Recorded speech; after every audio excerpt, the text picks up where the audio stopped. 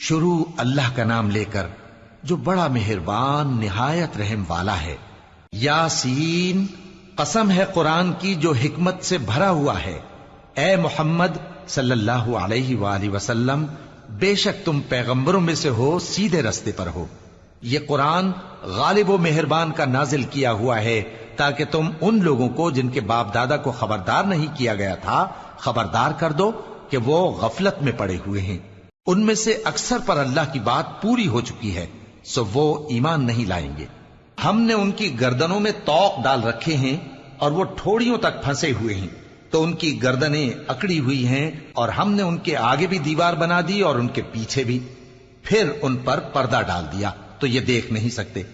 اور تم ان کو خبردار کرو یا نہ کرو، ان کے لیے برابر ہے، یہ ایمان نہیں لائیں گے۔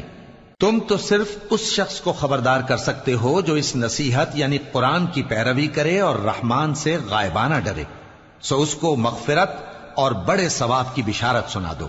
بے شک ہم مردوں کو زندہ کریں گے، اور جو کچھ وہ آگے بھیج چکے اور جو ان کے نشان پیچھے رہ گئے ہم ان کو قلم بند کر لیتے ہیں، اور ہر چیز کو ہم نے کتاب روشن یعنی لوح محفوظ میں لکھ رکھا ہے۔ اور ان سے گاؤں والوں کا قصہ بیان کرو جب ان کے پاس پیغمبر آئے، یعنی جب ہم نے ان کی طرف 2 پیغمبر بھیجے تو انہوں نے ان کو جھٹلایا، پھر ہم نے تیسرے سے تقویت دی تو انہوں نے کہا کہ ہم تمہاری طرف پیغمبر ہو کر آئے ہیں۔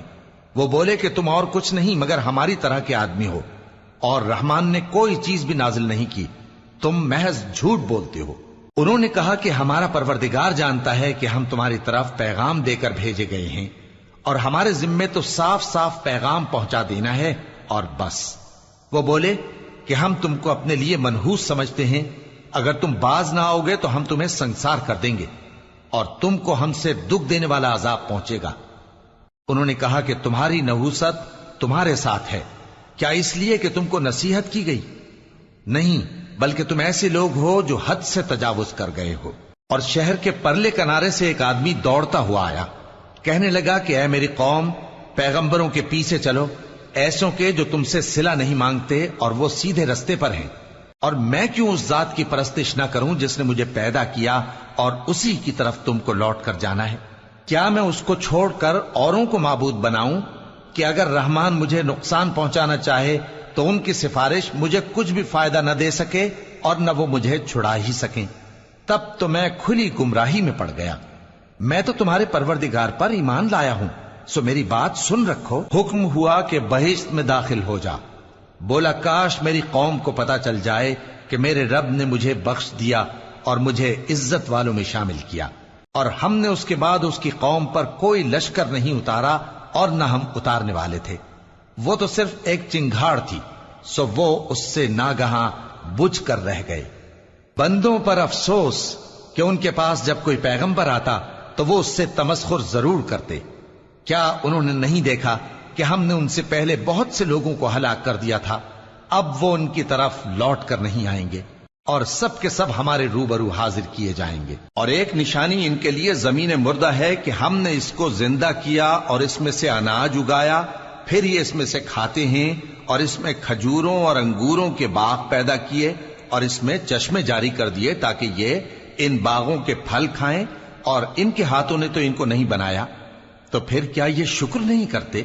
وہ ذات پاک ہے جس نے زمین کی نباتات کے اور خود ان کے اور جن چیزوں کی ان کو خبر نہیں سب کے جوڑے بنائے۔ اور ایک نشانی ان کے لیے رات ہے کہ اس پر سے ہم دن کو کھینچ لیتے ہیں تو اسی وقت ان پر اندھیرا چھا جاتا ہے، اور سورج اپنے مقرر رستے پر چلتا رہتا ہے، یہ اس غالب و دانا کا مقرر کیا ہوا اندازہ ہے۔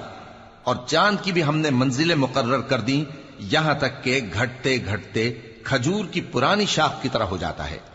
نہ تو سورج ہی سے یہ ہو سکتا ہے کہ چاند کو جا پکڑے، اور نہ رات ہی دن سے پہلے آ سکتی ہے، اور سب اپنے اپنے مدار میں تیر رہے ہیں۔ اور ایک نشانی ان کے لیے یہ ہے کہ ہم نے ان کی اولاد کو بھری ہوئی کشتی میں سوار کیا، اور ان کے لیے ویسی ہی اور چیزیں پیدا کی جن پر یہ سوار ہوتے ہیں، اور اگر ہم چاہیں تو ان کو غرق کر دیں، پھر نہ تو ان کا کوئی فریاد رس ہو اور نہ ان کو رہائی ملے، مگر یہ ہماری رحمت اور ایک مدت تک کے فائدے ہیں۔ اور جب ان سے کہا جاتا ہے کہ جو تمہارے آگے اور جو تمہارے پیچھے ہے اس سے ڈرو تاکہ تم پر رحم کیا جائے، اور ان کے پاس ان کے پروردگار کی طرف سے کوئی نشانی نہیں آتی مگر اس سے منہ پھیر لیتے ہیں۔ اور جب ان سے کہا جاتا ہے کہ جو رزق اللہ نے تم کو دیا ہے اس میں سے خرچ کرو، تو کافر مومنوں کے متعلق کہتے ہیں کہ بھلا ہم ان لوگوں کو کھانا کھلائیں جن کو اگر اللہ چاہتا تو خود کھلا دیتا، تم تو کھلی گمراہی میں ہو۔ اور کہتے ہیں اگر تم سچ کہتے ہو تو بتاؤ یہ وعدہ کب پورا ہوگا؟ یہ تو ایک چنگھاڑ ہی کے منتظر ہیں جو ان کو اس حال میں کہ باہم جھگڑ رہے ہوں گے آ پکڑے گی، پھر نہ تو یہ وصیت ہی کر سکیں گے اور نہ اپنے گھر والوں میں واپس جا سکیں گے۔ اور جس وقت سور پھونکا جائے گا یہ قبروں سے نکل کر اپنے پروردگار کی طرف دوڑ پڑیں گے، کہیں گے ہائے بربادی، ہمیں ہماری خوابگاہوں سے کس نے جگہ اٹھایا۔ یہ وہی تو ہے جس کا رحمان نے وعدہ کیا تھا اور پیغمبروں نے سچ کہا تھا۔ وہ تو صرف ایک زور کی آواز ہوگی کہ سب کے سب ہمارے روبرو آ حاضر ہوں گے، پھر اس روز کسی شخص پر کچھ بھی ظلم نہیں کیا جائے گا اور تم کو بدلہ ویسا ہی ملے گا جیسے تم کام کرتے تھے۔ اہل جنت اس روز عیش و نشاط کے مشغلے میں خوش ہوں گے، وہ بھی اور ان کی بیویاں بھی سایوں میں تختوں پر تکیے لگائے بیٹھے ہوں گے، وہاں ان کے لیے میوے ہوں گے اور جو وہ منگوائیں گے ان کو ملے گا۔ ان کو پروردگار مہربان کی طرف سے سلام کہا جائے گا، اور وہ فرمائے گا کہ گناہ گارو تم آج الگ ہو جاؤ۔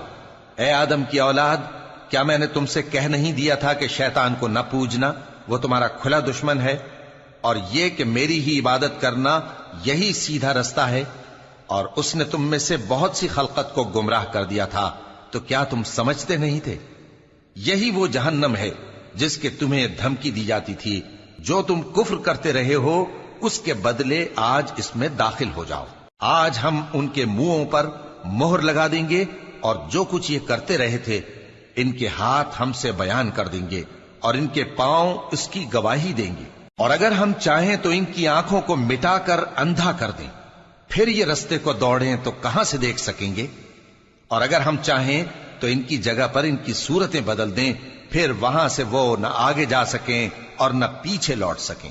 اور جس کو ہم بڑی عمر دیتے ہیں تو اسے تخلیق میں اوندھا دیتے ہیں، یعنی اسے بچپن کی کمزوری والی حالت کی طرف لوٹا دیتے ہیں۔ تو کیا یہ سمجھتے نہیں؟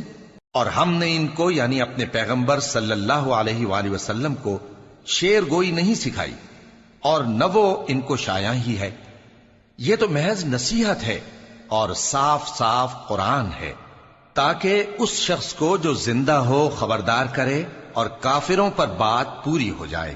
کیا انہوں نے نہیں دیکھا کہ جو چیزیں ہم نے اپنے ہاتھوں سے بنائیں ان میں سے ہم نے ان کے لیے مویشی پیدا کر دیے اور یہ ان کے مالک ہیں، اور ان کو ان کے قابو میں کر دیا تو کوئی تو ان میں سے ان کی سواری ہے اور کسی کو یہ کھاتے ہیں، اور ان میں ان کے لیے اور فائدے اور پینے کی چیزیں ہیں، تو کیا یہ شکر نہیں کرتے؟ اور انہوں نے اللہ کے سوا اور معبود بنا لیے ہیں کہ شاید ان سے ان کو مدد پہنچے، مگر وہ ان کی مدد کی ہرگز طاقت نہیں رکھتے، اور وہ ان کی فوج بنا کر حاضر کیے جائیں گے تو ان کی باتیں تمہیں غمناک نہ کر دیں۔ یہ جو کچھ چھپاتے اور جو کچھ ظاہر کرتے ہیں ہمیں سب معلوم ہے۔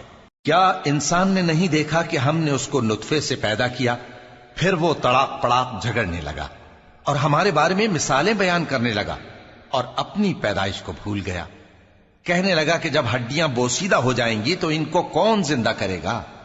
کہہ دو کہ ان کو وہ زندہ کرے گا جس نے ان کو پہلی بار پیدا کیا تھا، اور وہ ہر طرح کی تخلیق کو جانتا ہے، وہی جس نے تمہارے لیے سبز درخت سے آگ پیدا کی، پھر تم اس کی ٹہنیوں کو رگڑ کر ان سے آگ نکالتے ہو۔ بھلا جس نے آسمانوں اور زمین کو پیدا کیا، کیا وہ اس بات پر قادر نہیں کہ ان کو پھر ویسے ہی پیدا کر دے؟ کیوں نہیں؟ اور وہ تو سب کچھ پیدا کرنے والا کامل علم والا ہے۔ اس کی شان یہ ہے کہ جب وہ کسی چیز کا ارادہ کرتا ہے تو اس سے فرما دیتا ہے کہ ہو جا، تو وہ ہو جاتی ہے۔ وہ ذات پاک ہے جس کے ہاتھ میں ہر چیز کی حکومت ہے، اور اسی کی طرف تم کو لوٹ کر جانا ہے۔